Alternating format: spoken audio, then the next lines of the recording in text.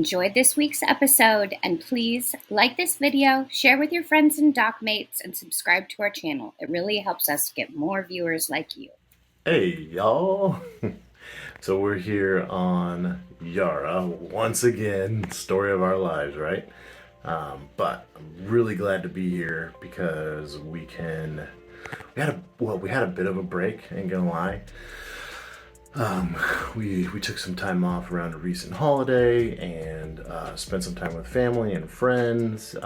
So I kind of missed one full weekend of boat work, but now we're back. So let's talk about what we're going to get into today. So as you know, we removed the old aluminum water tanks, and basically the whole saloon here is pulled apart, and we've washed this with just, soapy water and a scrub brush. Now what we're going to do is come back and epoxy some stuff. But first, let me show you what that means. So, when the boat is at rest like this, water, if any water drips in from like a hatch or the deck seal or whatever, like something's dripping or leaking, I don't know, we're on a boat, so water gets in. When the water gets in, it'll run down here, or run down here, or anywhere along here, and go into the bilge, which is fine. That's what you want. But there are certain places in this boat's layup, the fiberglass layup, where water can collect. Here's a really good example. So this is a stain on the paint where water over the years has run down from behind this down into the bilges, and you can see how the water has made its way down into the bilge. That's what you want. But check that out. See that? If water were to run down this way, it'll get caught in there and just sit in there. And in fact, debris would come with it too. So there's a few of those around these edges here.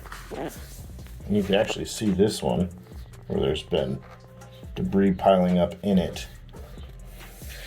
So that is going to be improved. We want the water to wash down into the bilge with the simple path as possible. We don't want it backing up. So we're going to start sanding all this down, because we're going to paint in here too. Nice bright white bilge paint. And then we're going to come back in here and fill anything like this where the water would just go and get stuck. Ready? Sanding, sanding, sanding time. I don't know how else I'd like to spend my day. Let's do it.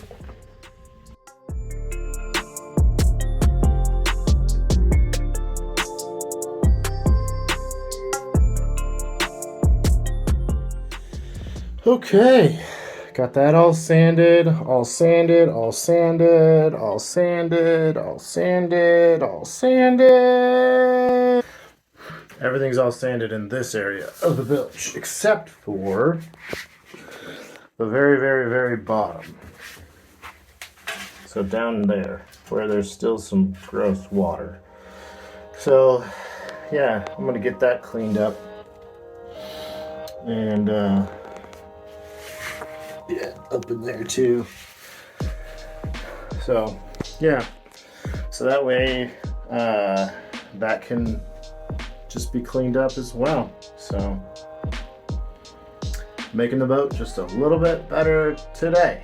And then I can, once I get that cleaned up, I can sand that down there, and hopefully it'll just be ready for some paint eventually. All right, pretty excited to get this cleaned up because that is disgusting. All right, check this out. So That's the bilge pump, and I've kind of always knew about this, but that right angle like that is not great. It basically, slows down the water flow because it creates more friction. So maybe when this thing eventually dies, maybe get one that's has an outlet on the top, if they make that. And then, you can't see it very well, but it is just a deep, dark, gross hole. I was able to use the wet dry vac here to suck up all the liquid. But I actually don't know how I'm going to get in there and scrub. But I did recover a screwdriver that's been sitting in the bilge for probably 2 years. I dropped it when I was working on the bilge pump, and then it was in a spot where I just couldn't get it, but I was actually able to suck it up with the vacuum.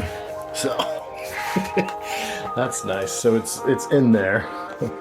So that's a win of the day. Get a screwdriver back. We're gonna start cleaning out the bilge. So we've got these just cheap toilet bowl brushes that I'm gonna duct tape a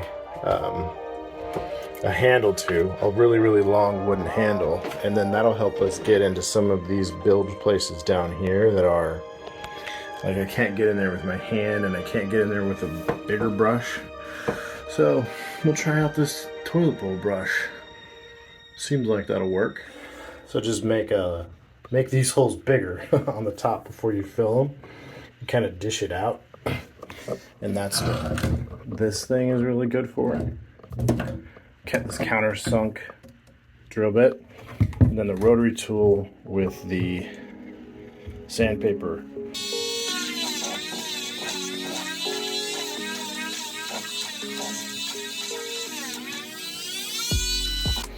Got really nicely in there. So I'll just keep kind of doing that on all the spots that I marked, and then we'll go back and acetone it so it's nice and clean, and then we'll come back with our epoxy and thickened epoxy.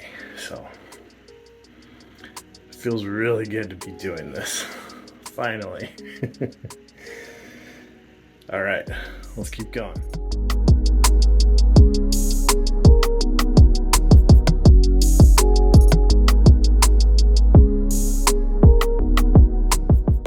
This kit comes with an extra pump handle, this one, for a different type of resin that if you needed it, you would have a pump available for it. So we only need those two. This one is for a different type of resin that we don't need, and it's for the 207, 209. But check this out. Pro tip of the day. It fits on these. So just regular acetone. This guy will fit here. So you can pump acetone. If you don't need this, you can pump acetone with the extra West Systems pump. All right. So I got all my unthickened epoxy done, and then over here I decided to use a little bit of thickened to get into some of those larger cracks. The cracks are pretty large over here. We're pretty much done. So I've got holes filled there, a little like gouge that was filled there, holes here filled. Pretty soon we can start laying down paint. Well, not necessarily a paint. It's like a bilge epoxy coat.